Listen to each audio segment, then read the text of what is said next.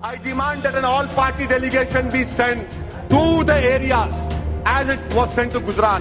I demand a commission of inquiry. नमस्ते। जब बांग्लादेश की सड़कों पर अराजकता धधक रही है, जब अल्पसंख्यक हिंदू परिवार भय के साए में जीने को मजबूर है, जब एक हिंदू युवक पर भीड़ द्वारा हमले की खबरें दिल दहला रही है, तब भारत पर ऊंची आवाज में बोलने वाले खामोश क्यों है?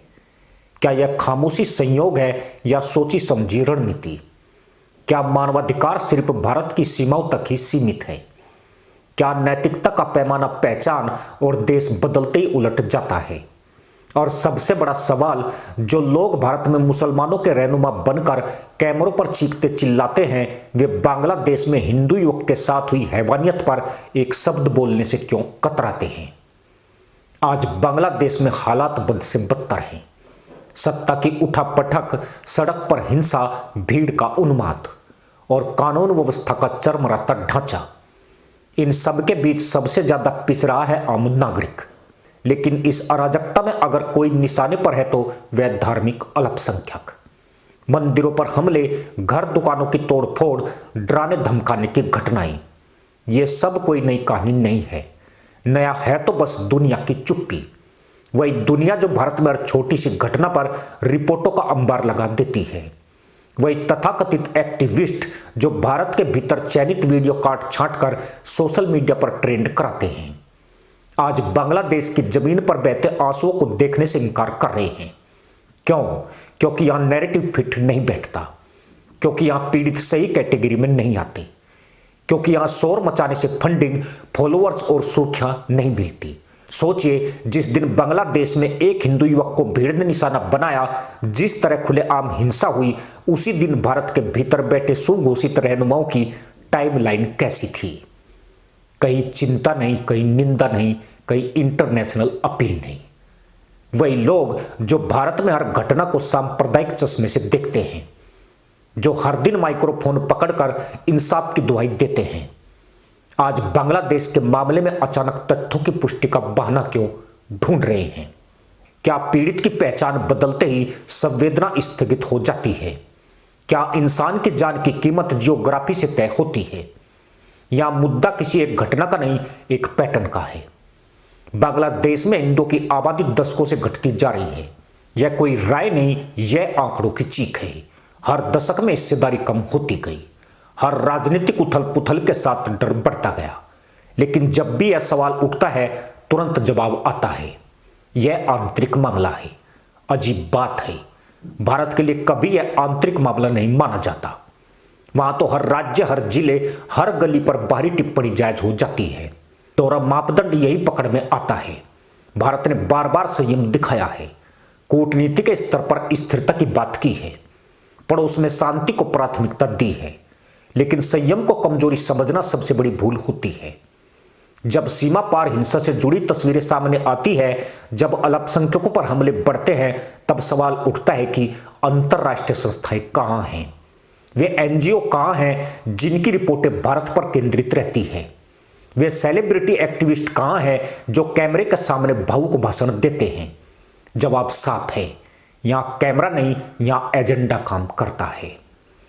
दोस्तों, वीडियो पूरा देखिएगा, क्योंकि आज हम आपको सच से सामना कराएंगे जो आपको झकझोरने पर मजबूर कर देगा।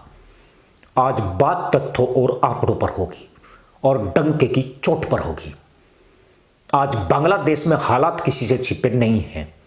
सड़कों पर अस्थिरता है, राजनीति में उथल पुथल है, आम नागरिक के मन में डर है। लेकिन इस पूरे उबाल के बीच सबसे असहज सच्चाई यही है कि जिनकी आवाज सबसे पहले दबती है, वे वही लोग हैं जो संख्या में कम हैं, जिनकी सुरक्षा हमेशा सबसे नाजुक रहती है। यह कोई भावनात्मक आरोप नहीं है, बल्कि एक ऐसा पैटर्न है जिसे दशकों से देखा जा सकता है। लेकिन सवाल यह नहीं है कि बांग्लादेश में क्या हो रहा है, सवाल यह है कि दुनिया चुप क्यों है। वही पश्चिमी देश, वही यूरोप, वही अंतरराष्ट्रीय मंच, वही स्वयंभू मानवाधिकार प्रहरी जो भारत में हर छोटी घटना पर रिपोर्ट, रैंकिंग और रेटिंग निकाल देते हैं, आज अचानक मौन साधे हुए हैं। यह मौन सामान्य नहीं है, यह चयनात्मक है, और चयनात्मक मौन निष्पक्षता नहीं कहलाता। भारत में कोई घटना होती है तो बयान जारी होते हैं, ट्वीट्स आते हैं, गंभीर चिंता जताई जाती है। लेकिन बांग्लादेश में जब हालात बिगड़ते हैं, जब अस्थिरता का असर आम लोगों पर पड़ता है, तब वही आवाजें आंतरिक मामला कहकर पीछे हट जाती है। सवाल उठता है, क्या आंतरिक मामला सिर्फ पड़ोसी देशों के लिए होता है? और अब उस ऐसे मुद्दे पर आते हैं जिसे अक्सर घुमा फिराकर टाल दिया जाता है। भारत में जो लोग खुद को हर समय अल्पसंख्यकों की आवाज बताते हैं, जो हर कैमरे के सामने नैतिकता का पाठ पढ़ाते हैं, वे बांग्लादेश में हिंदू युवक के साथ हुई बर्बर घटना पर खामोश क्यों हैं? क्या पीड़ा की परिभाषा पहचान देखकर बदल जाती है? क्या इंसाफ का तराजू एक तरफ झुका हुआ है? यहां समस्या किसी एक समुदाय की नहीं है, समस्या उस सोच की है जो इंसान को इंसान की तरह नहीं बल्कि उपयोगी पीड़ित और असुविधाजनक पीड़ित में बांट देती है। अगर पीड़ित आपकी कहानी में फिट बैठता है तो आप उसके लिए आवाज उठाते हैं, अगर नहीं बैठता तो आप तथ्यों की पुष्टि का बहाना ढूंढते हैं। पश्चिमी देशों और यूरोप का यही दोहरापन सबसे ज्यादा चुभता है। लोकतंत्र, अभिव्यक्ति की आजादी और मानवाधिकार के बड़े बड़े भाषण देने वाले देश आज बांग्लादेश के सवाल पर या तो बहुत धीमे हैं या बिल्कुल खामोश। क्या वजह यह है कि बांग्लादेश उनके रणनीतिक नक्शे में अलग जगह रखता है? क्या वजह यह है कि यहां बोलने से उन्हें कोई राजनीतिक या आर्थिक फायदा नहीं दिखता? खाड़ी देशों का रवैया भी सवालों के घेरे में है। धार्मिक भाईचारे की बात करने वाले मंच जो भारत के मामलों पर तुरंत प्रतिक्रिया देते हैं, वे बांग्लादेश के मुद्दे पर इतनी सावधानी क्यों बरत रहे हैं? क्या यहां भी वही गणित काम कर रहा है? जहां बोलने से संबंध बिगड़ सकते हैं, वहां चुप रहना बेहतर है।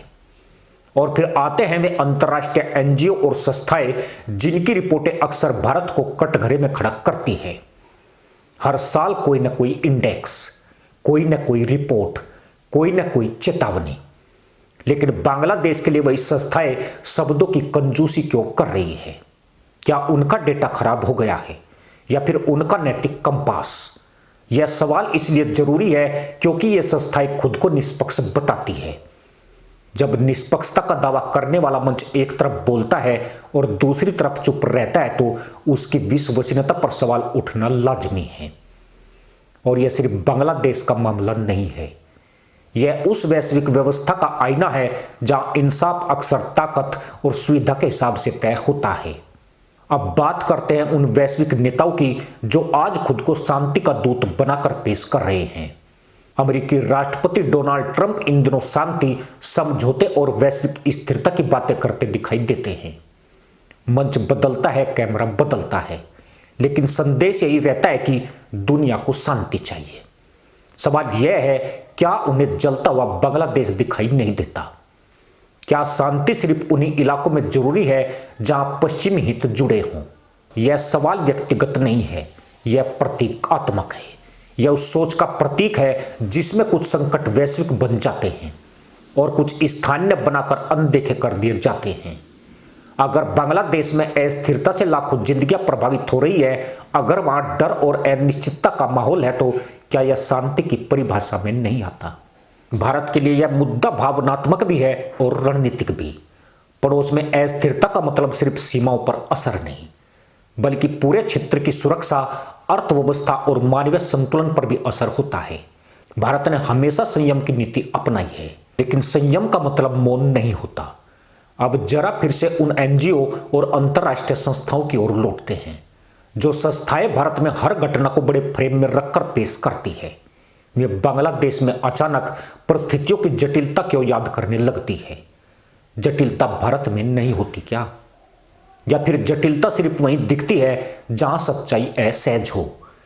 यह दोहरापन अब छुप नहीं रहा। सोशल मीडिया के दौर में, सूचना के इस समय में लोग सवाल पूछ रहे हैं, लोग तुलना कर रहे हैं, और जब तुलना होती है तो नैरेटिव की पोल खुलती है। यह कहना जरूरी है कि बांग्लादेश की आम जनता इस पूरी तस्वीर से अलग है।